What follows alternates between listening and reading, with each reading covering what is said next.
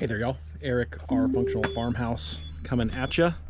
We are doing a little video on our concrete pad hoist installation. This is less of a how-to. I'm not a concrete guy. If you want concrete content, search for it. There are tons of awesome channels that give the goods away, and we've taken some of that on this project. But we're doing number 4 base or number 4 rebar. 2x2. I have a Mohawk lift. We're going to be doing, this is a 4-inch conduit. I've got the underground hydraulic kit coming, and we have this tied into the existing one, and here's Philip on his hoverboard. What do we say, buddy? So we're going to be using Hilti products, Hilti epoxies. I bought their proprietary caulking gun online from a supplier, and it did not have the adapter we needed. So I used another epoxy I had on hand, which was not ideal. It leaked out of these holes a little bit, but it'll be fine. But we are using those Hilti chemical anchors for this. We've got all of our chairs holding up the rebar. We've got the sucker tied off. I tried renting a Makita rebar tire. I figured I was going to be a little tricky, and I was going to rent this rebar tying tool. These are about $3,000 to purchase. I'm not a concrete contractor. I don't need to have one. And these reels of rebar tying wire are kind of industry standard. I figured this thing was like a nail gun. The company I rented it from didn't tell me anything otherwise. Well, Makita makes a special reel that goes in, and it's like a coffee pot. It knows there's an index mechanism in there, and it's got a magnetic sensor. So spent yesterday chasing this down. They had to ship it across the state to get it to my local rental yard. They don't have anything, and these wheels, this isn't a local stocking thing. You know, all the tool, Home Depot, the big box, they can order it. I can order it on Amazon. And then the other thing is, they only come in a 50 pack. I need probably 6 or 7 of those wheels, and I don't need to spend $300 on wire that I don't need. So I thought I was going to be a little tricky. I thought I was going to get this thing done and beat the system, and I'm up shit creek on that one. So there you go. If you are looking at a tying tool, and I already called the rental yard. They're just going to take it back. They're not going to charge me. But now I got to spend another 45 minutes cutting back and forth across town and yada yada. So lesson learned, tough stuff. My concrete is coming tomorrow, for the context of that. So I didn't plan very well on that. I wanted to tie the chairs on more, and I got tired of doing this by hand, y'all. If you've done it, it's a lot. You're bent over. Anyhow, that's just kind of a brief update. I've got 9.5 yards of 5,000 PSI concrete coming on 3/4 inch aggregate. That'll be here first thing tomorrow, and we'll show some of that. Again, this ain't a how-to. I'm not the guy on this one, but I do have concrete finishers on hand who are going to help me do that, and they also were the ones who helped lay the rebar out and get the form out. So this is going to be bare minimum 6.5 inch depth, and it could be a little more level, but we're 6.5 to 8.5 inches, and that's the way I'm doing it. Feel free to hit me in the comments. I've seen some other lift videos where guys are doing really sketchy stuff, and having worked under a hoist in my prior lifetime, safety on something like this is not a compromise. So we've got a lot of rebar. I've got it spaced out for my anchor points. We did map that out on the ground when we laid it out, and we will be using the Hilti chemical anchor, the Hit Z product, in lieu of the wedge anchors that Mohawk recommends. That's the route we're going. It's costing me a freaking arm and a leg to buy all that stuff, but we're using the 200R, their slower curing structural epoxy, which is engineered. It's got every certification that stuff can get based on my limited research. And yeah, y'all, WordCamp LA 2010. I'm going through my archive of shirts, and more work shirts are becoming, and this is one of those. I believe, if I recall correctly, this was at Loyola University in LA, and we've been using WordPress here since 2009, so we're fans. I'm not a power user. I don't do that for a living either, but yeah, stay tuned, and we're gonna time lapse this out, and we'll see how this comes together. Hey there, y'all. So we were scheduled for an 8 a.m. concrete delivery. The truck was here 7:51. I had to sign a waiver for the driveway, so it took a little time. My finishers had to get set up. All in all, I had to pay about 20 minutes overage time. This particular company gives you 4 minutes per yard. That gives me about 20 or 38 minutes on this pour, and this was done in about an hour. And my guys, they worked really hard. They did a very good job, and there's no way I could have done something like this quickly and elaborately. All in all, I would have hired a fourth guy. I am thrifty, and I've never been so happy to pay the labor rate I did. I think for these guys, for the time I had them, I was around $250 an hour just for their labor, and they earn every penny of it.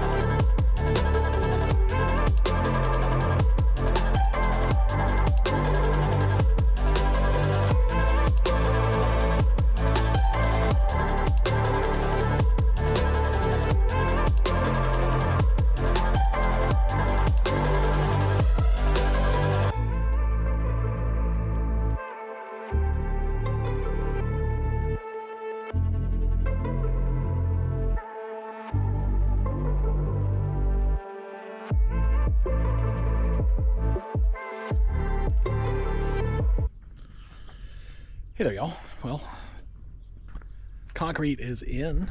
Yesterday was today. Today is today. We've got our 9.5 yards, 5,000 PSI in, light broom finish.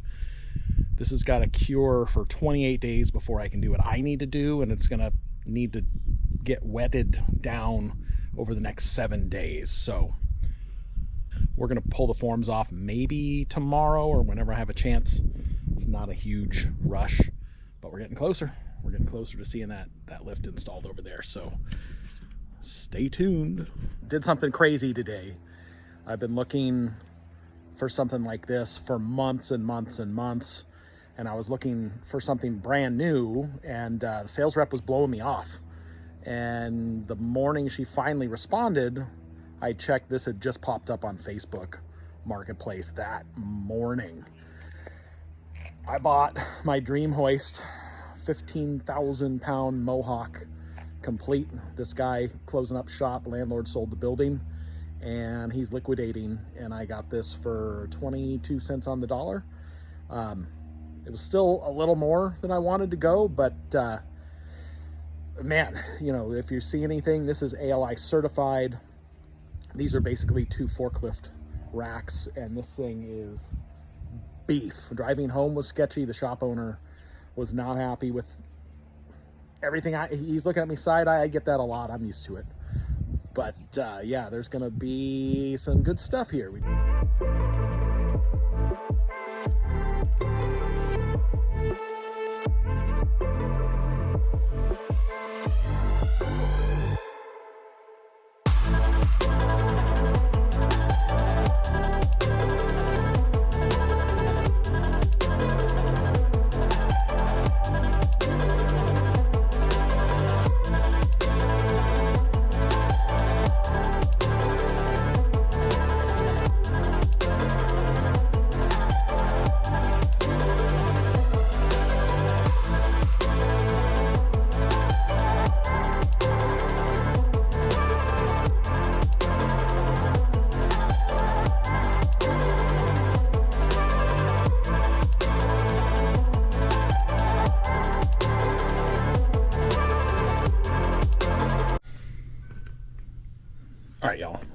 is 28 days after our concrete pour.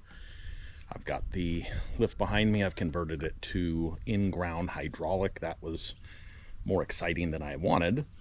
And now I'm getting ready to trim off my underground conduit. And I was kind of eyeballing it, and I thought, no, I need to get some more squares. So I've got 2, 3, 4, 5s I lined up. So got my center. I've got my string, and I'm down here, and all of this, I eyeballed it on this line, and square is that line. These little things do add up because my hoist is going to square up off of that angle.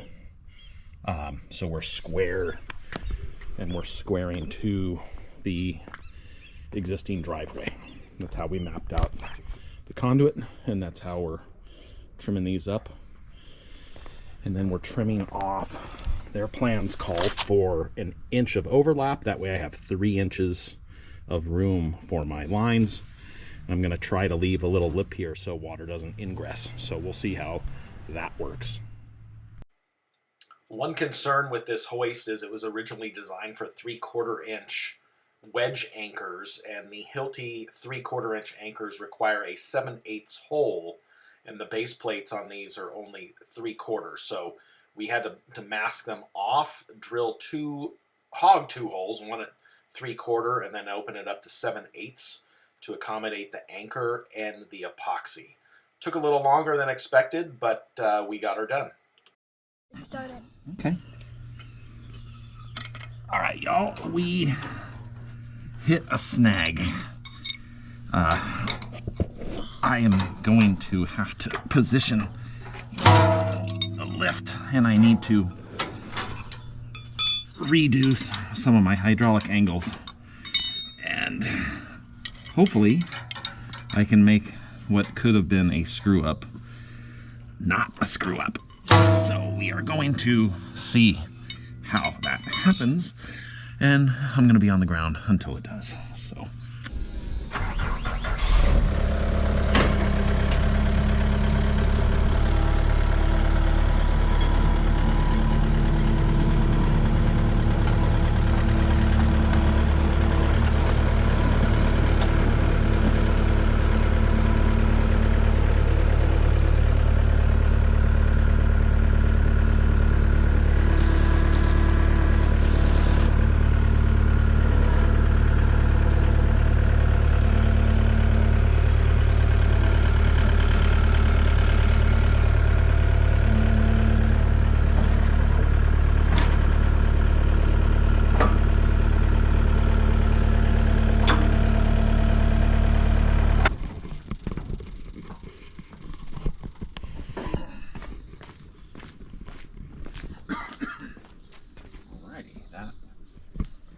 is up, and we are on the walk.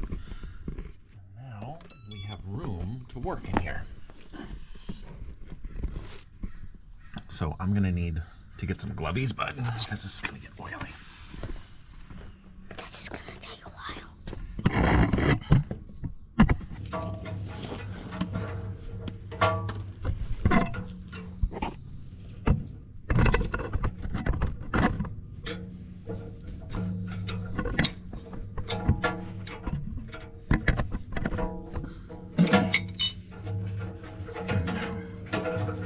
This fit in there.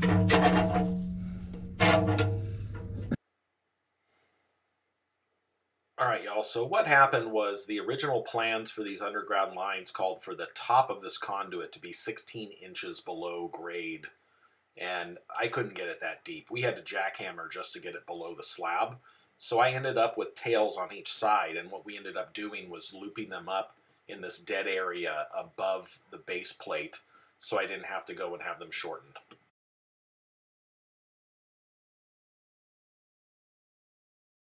All right, y'all, this is kind of exciting. We're in.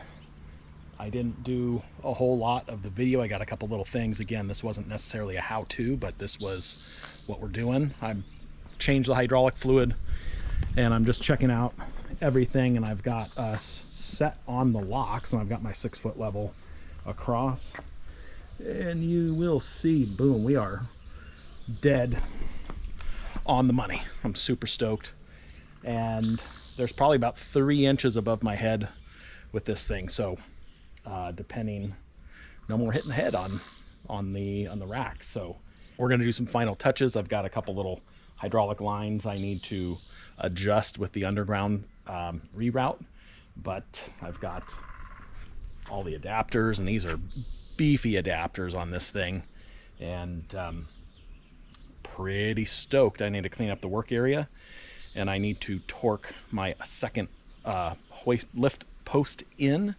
That is almost cured. It's past the working time, but so I'm just running this no load just to burp the air and whatnot, because we did 5. This calls right here, calls for mobile DTE 24. It had ATF in it, so we bought 5 gallons of mobile hydraulic oil. Stuff's light, and well, speaking of light, I lost mine, and there we go. We're gonna get this sucker in, and I've got some cars to fix. All right, y'all, that's the end of this video. We've got the lift, and I've got repair work to do. We're taking the transmission out of this Focus to weld up the shift selector input. Anyway, it helps the channel a lot if you like and subscribe, and don't forget to comment and let us know what kind of projects would you be working on if you had something like this. So see you on the next one.